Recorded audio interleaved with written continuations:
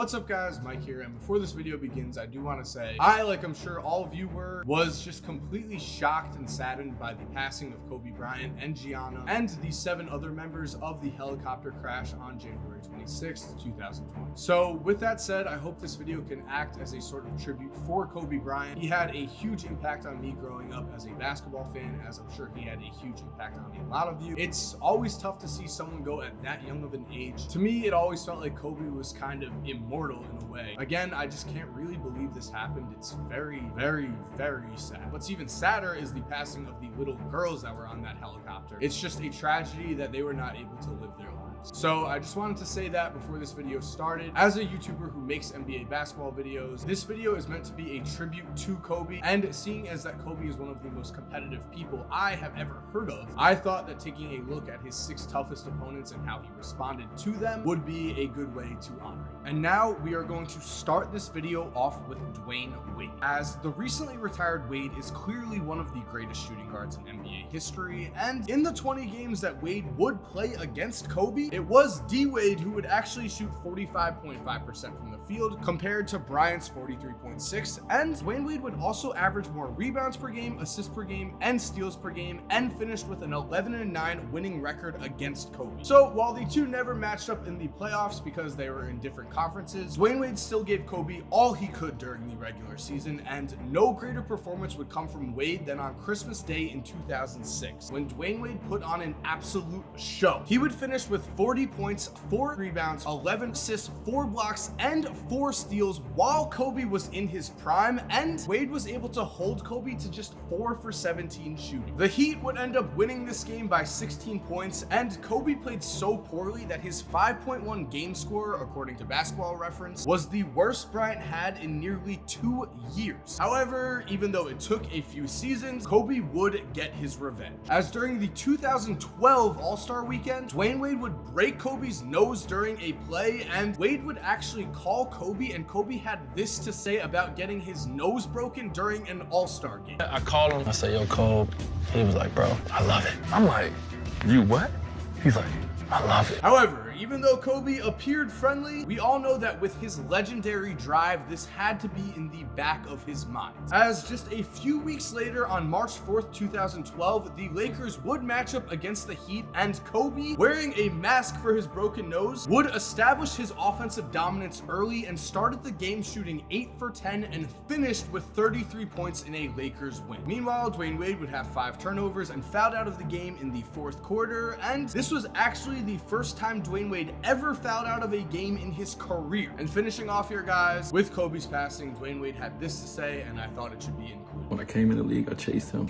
That's who I chased. I wanted to be respected by him. And once I reached that level, I knew I did something. Kobe, thank you, man. Moving forward, Paul Pierce was another player Kobe admired greatly. As with his physicality and basketball intelligence, Pierce was one of the better players in the entire league during Kobe's prime. It was these factors combined that made Pierce an incredibly tough matchup, and as Kobe himself said, quote, Paul Pierce was one of the toughest players I ever had to guard. He really understood how to use his body. He would use his heft to shield you, and he would use his size to shoot over. And while in the 26 regular season games that the two played against each other, Kobe did have a 14-12 winning record, Kobe would also shoot just 41.2% against Paul Pierce's teams, which is a noticeably less field goal percentage when compared to his career average. And of course, the most memorable time the two of these players would match up would be in the NBA Finals. As you can see right here in this clip, when playing against each other, there was no love lost on the court between Pierce and Kobe. And in the 13 finals games that Kobe would play against the Paul Pierce Celtics, Kobe would shoot even worse with a 40.5% percentage from the field, and he shot just 32% from 3. Paul Pierce, on the other hand, shot better in both of those categories, and the Celtics would win the 2008 NBA championship, as Kobe shot just 15 for 43 in the final 2 games of the 2008 finals. However, the Lakers would prevail in the 2010 finals, but even in this matchup, Kobe would shoot just 6 for 24 from the field in game 7. However, his impact in this game was felt greatly at the free throw line, as he made 11 free throws, and in the category of rebounds, as Kobe would pull down 15 rebounds in game 7 of these NBA finals. So while looking at this list, statistically, it can be argued that Kobe struggled more against Paul Pierce teams than any other player on this list, it was Kobe who did get the last laugh in the 2010 finals. Again though, Kobe had major respect for Paul Pierce's game, and he also had major respect for Tracy McGrady, as Kobe would actually state, quote, "Tracy might have been the hardest matchup. He could do just about everything on offense. Tracy McGrady had some magic to his game." And similar to other players on this list, Kobe would shoot worse percentage-wise when playing against T-Mac compared to his career averages. With that said, field goal percentage aside, on the court these two will most be remembered for their individual battles. One specific game to point out here was on March 15th, 2004, a game in which Tracy McGrady says the Black Mamba was developed. Because at the time, Kobe was actually going through a lot of off-the-court turmoil, and his wife had actually kicked him out earlier that day. This had to have affected him mentally, and Kobe would finish the first half of this game against the Magic with only 1 point, which meant here we were. Kobe was at a crossroads, and as he was sitting in the locker room at halftime, he thought to himself, "You may lose your family, your freedom, but I'll be damned if I lose basketball, because this I can control." And ultimately, Kobe would control this game, going on to score 37 points in the second half as he led the Lakers to a come-from-behind win. And as Kobe said, he became different that night. Forever altered, his Black Mamba alter ego developed. Yes, there was Kobe, a human being who was capable of making mistakes, but on the basketball court, he was the Black Mamba, a serpent conjured at the bottom of the ocean who channeled his fear and anger into destruction. Continuing on, the one player on this list who in my opinion is an outlier is Tim Duncan. The reason for that was that Kobe was never guarding Tim Duncan for an extended amount of time. However, Duncan has to be included in this list as Bryant and Duncan would face off 52 times in Kobe's career, and it was Tim Duncan who actually won 31 of those 52 games, giving him a 61% win percentage against Kobe. And where these two really went up against each other, where things really mattered, would of course be in the playoffs, as both the Lakers and Spurs would match up 6 different times against each other during Kobe's time in LA. And looking at Tim Duncan's most memorable performance here, we probably have to point to a Game 6 win in the 2003 playoffs, a game in which Tim Duncan put up 37 points and 16 rebounds, and in the process ended the Lakers dynasty as they were fresh off a three-peat, but this was the game where they were sent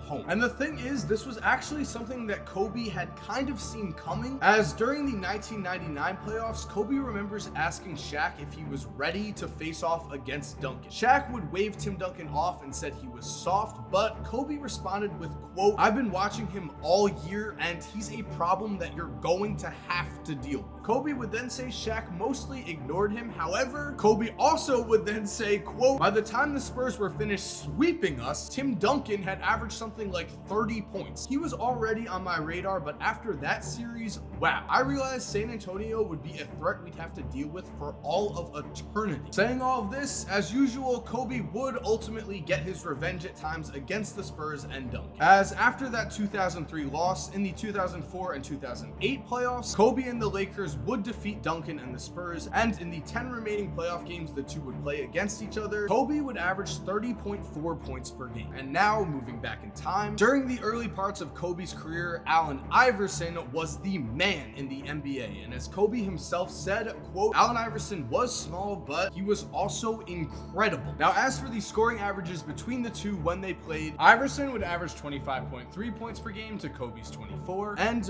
facing off against AI was definitely a huge struggle early on for a young Kobe. In fact, this was such a challenge for Kobe that he would actually later write an entire article for the Players Tribune on how obsessed he was with matching Allen Iverson early on. Looking at one instance of this, on November 12th, 1996, Kobe would score 2 points against the Houston Rockets, and once he got back to his hotel room and saw that AI had dropped 35 on the Knicks, Kobe stated that, quote, "I lost it. I flipped the table, threw the chairs, broke the TV." This obviously challenged Kobe to work harder, but on March 19th, 1999, his work was still not paying off, as with Kobe guarding him the entire game, Allen Iverson would drop 41 points and 10 assists in a 15-point Sixers win. This game was actually a key development in the Mamba mentality of Kobe Bryant, as it was this game that pushed Kobe to start studying Allen Iverson even more, and the young Kobe would never forget this moment. Bryant was obsessed with Iverson and even was quoted as saying, "I wanted everyone who laughed at the 41-10 he put on me to choke on their laughter. This led us to February 20th of the 2000 season, a game in which Allen Iverson had 16 points at halftime, and then Kobe was assigned to guard him. In the second half of this game, Allen Iverson would miss all 10 of the shots he took, including a game-tying 3 at the buzzer. Kobe himself would say about this crucial learning development, quote, "I swore from that point on to approach every matchup as a matter of life and death. No one was going to have that kind of control over my focus ever again," which were some intense words. And now looking at the final player on this list, we have another player who Kobe also studied obsessively in Michael Jordan. Because once Kobe realized he was going to be about the same height as Jordan, he began to craft his game in the mold of Jordan, later stating, quote, "Seriously, I don't think people really understand the amount of impact that he's had on me as a player and as a leader." And there were certainly some learning lessons early on, as in the first 2 times that these two squared off, Kobe would have just 5 points in each game, while Michael Jordan would score 30 points in game 1 and 27 points in game 2. Kobe would learn quickly, however, and in the next game the two would play, Bryant would score 33 points against Jordan while the Lakers were without Shaq, and so the teenage Kobe took over. Kobe would actually impress Mike enough to where MJ gave the young Kobe this praise after the game. I remember I was young like that.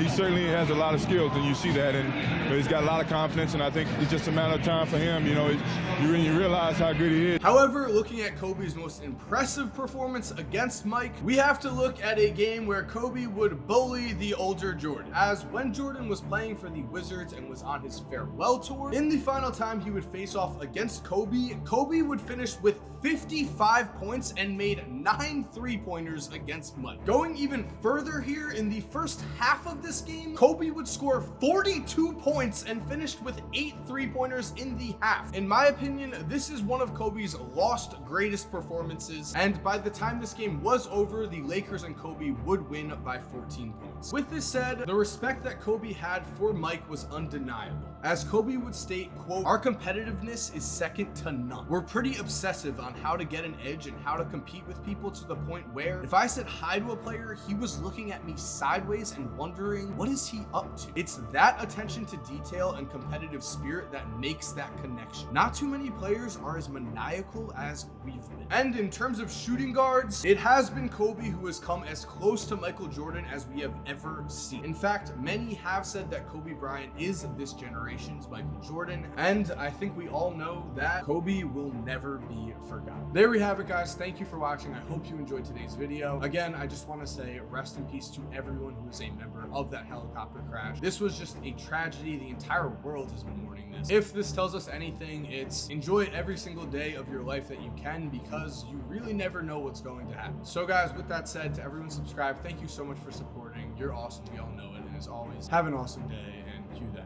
By the way, if you're still here while the music is cued, here are 2 videos I think you are going to love watching. All you have to do is just click on either one of them on the screen right here. And other than that, guys, again, have a great day and peace.